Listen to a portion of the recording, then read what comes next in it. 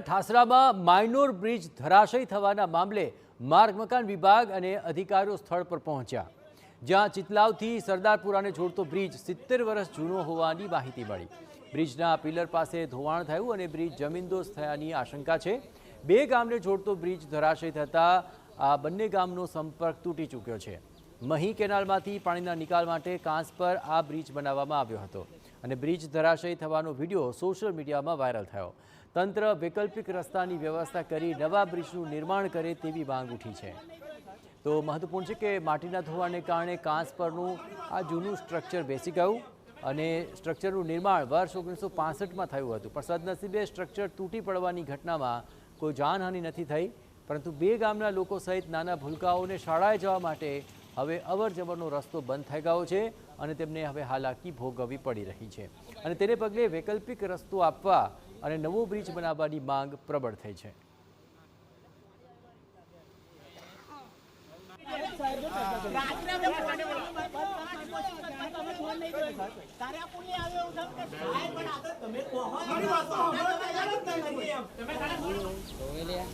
ઠાસરા તાલુકાના ચિતલાવથી સરદારપુરાને જોડતા કાંસ પરનો બ્રિજ આજે ધરાશયી થયો છે।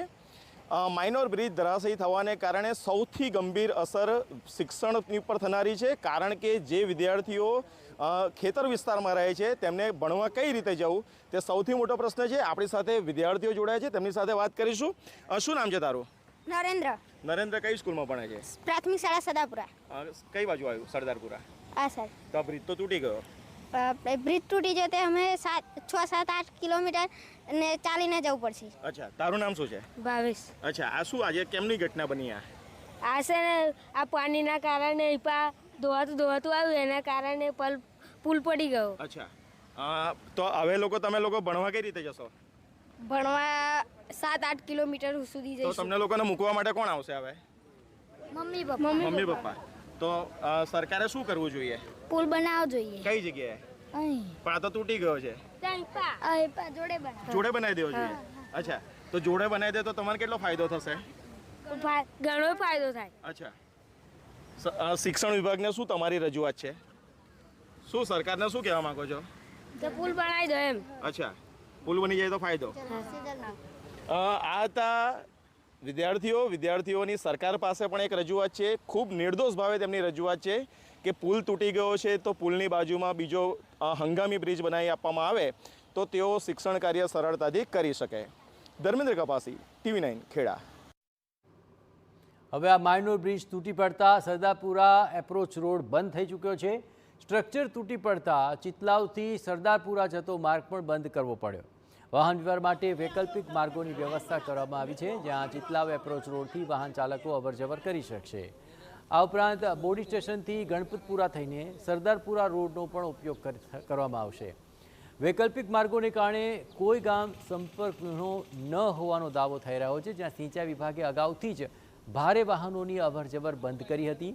માર્ગ મકાન પંચાયત વિભાગ દ્વારા પરિસ્થિતિ પર સતત નજર છે। માર્ગ વ્યવહાર સુગમ બનાવવા જરૂરી કાર્યવાહી પણ હાથ ધરાઈ છે।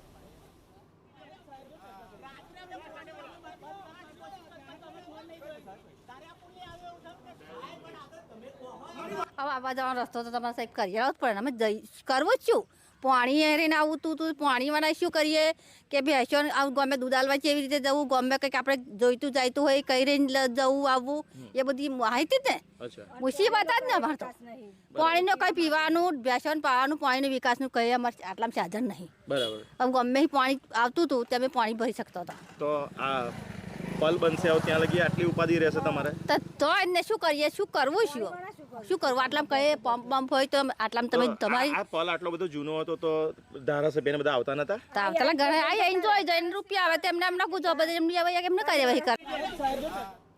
અમદાવાદમાં હાલ તો સ્થાનિકો માટે આ નવો બ્રિજ ક્યારે બનશે તેને લઈને સવાલ ઉઠી રહ્યો છે। સદનસીબે આ ઘટનામાં જાનહાનિ તો ટળી ગઈ, પરંતુ હવે વૈકલ્પિક વ્યવસ્થા ઉપર સમગ્ર દારોમદાર છે। પણ હેવી વ્હીકલ્સ માટે આખરે હવે જે વ્યવસ્થા કરાઈ હતી હવે તેને લઈને હવે સામાન્ય અવરજવર માટે પણ વૈકલ્પિક વ્યવસ્થા કરવાનો વારો આવ્યો છે। ઠાસરા તાલુકામાંથી પસાર થતા કાંસની ઉપરનો માઇનોર બ્રિજ આજે સવારે ધરાશયી થઈ ગયો છે। દ્રશ્યો બતાવવાનો પ્રયાસ કરીશ।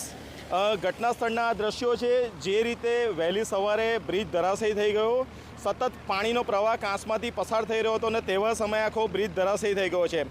દ્રશ્યો બધાનો પ્રયાસ કરીશ કે જે રીતે પાણીનો પ્રવાહ સતત વધ્યો તેના કારણે માટીનું ખૂબ ધોવાણ થયું છે. અત્યારે પણ માટીનું ધોવાણ ચાલુ જ છે અને આ ઘટના થવાને જ કારણે આખો જે બ્રિજ છે તેનો પિલ્લર તૂટી ગયો હતો અને ત્યાર પછી આખું ઉપરનું જે માળખું હતું તે જ તૂટી જવા પામ્યું છે. મહત્ત્વની બાબત એ છે કે સવારે બનેલી ઘટનાની અંદર કોઈ જ વાહન ચાલક કે કોઈ પસાર ન થતો હોવાને કારણે કોઈ જ પ્રકારની જાનહાનિ થઈ નથી, પરંતુ તંત્ર દ્વારા તકેદારીના ભાગરૂપે ગઈકાલે 7થી જ બ્રિજને બંધ કરી દેવામાં આવ્યો હતો અને આગામી સમયમાં નવો બ્રિજ નિર્માણની કાર્યવાહી કરવામાં આવશે. ધર્મેન્દ્ર ગભાસી, TV9 ખેડા.